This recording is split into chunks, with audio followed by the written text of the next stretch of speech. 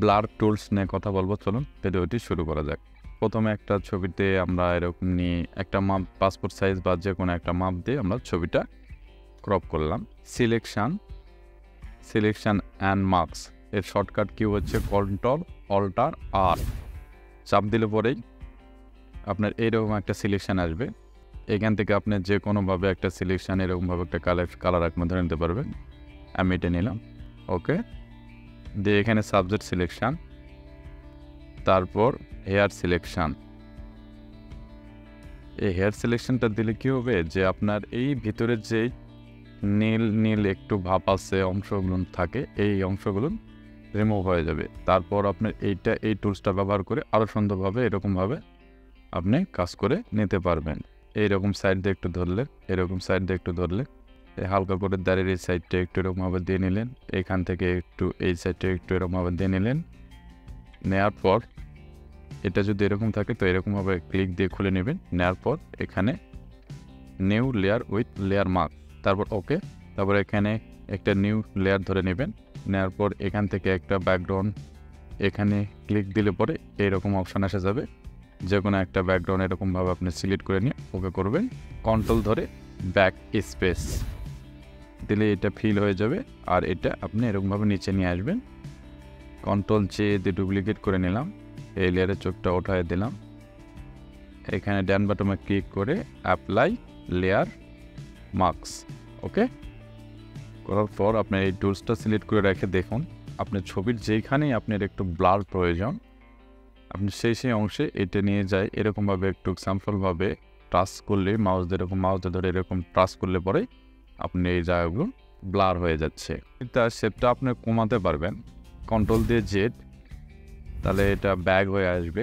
আর এটা যদি আপনি একটু কম রাখেন 20 বা 20%, 22%, দেখেন হালকা করে হচ্ছে, আরও হালকা করে হচ্ছে। অর্থাৎ এটা আমরা যেরকম ছবিতে ফিল্টার মারলে হয় ঠিক ওই রকম একটা কাজের জন্য আমরা ব্যবহার করতে পারবো এই ব্লার টুলসটা।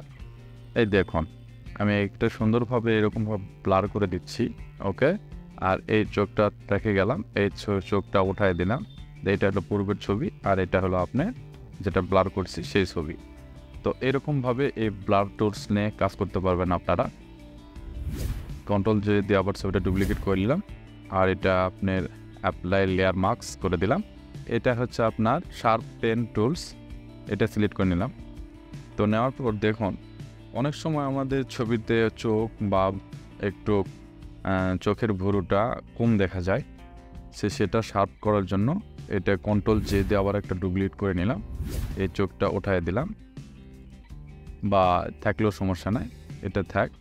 এটা এই লেয়ারটা ধরে নিলাম, নিয়ে এখানে দেখুন সুন্দরভাবে হালকা করে দিয়ে একটু এরকমভাবে চাপ দিবেন।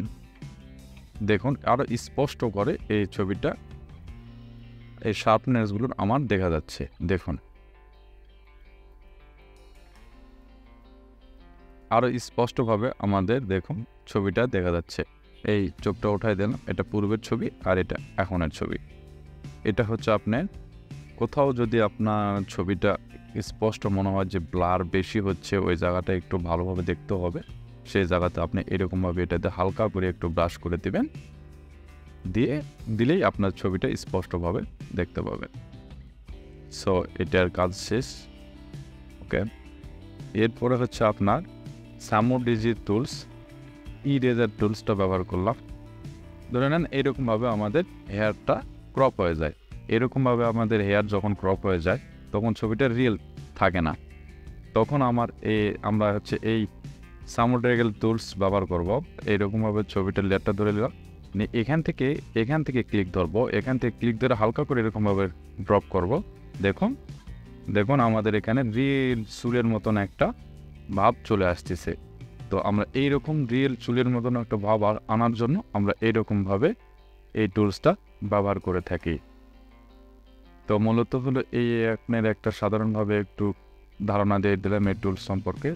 দেখুন সুন্দরভাবে চুলটা আমাদের একটু রিয়েলভাবে একটা চুলের একটা ভাব চলে আসছে। আর এগুলো সবগুলো মিলে একটা লেয়ার তৈরি করার জন্য কন্ট্রোল অল্টার শিফট ধরে ইতে চাপ দেবেন, তাহলে একটা লেয়ার হিসাবে চলে আসবে। তো আমি একটা সাধারণভাবে একটা ধারণা দিলাম। সো আমার ভিডিওটা দেখার জন্য ধন্যবাদ সবাই।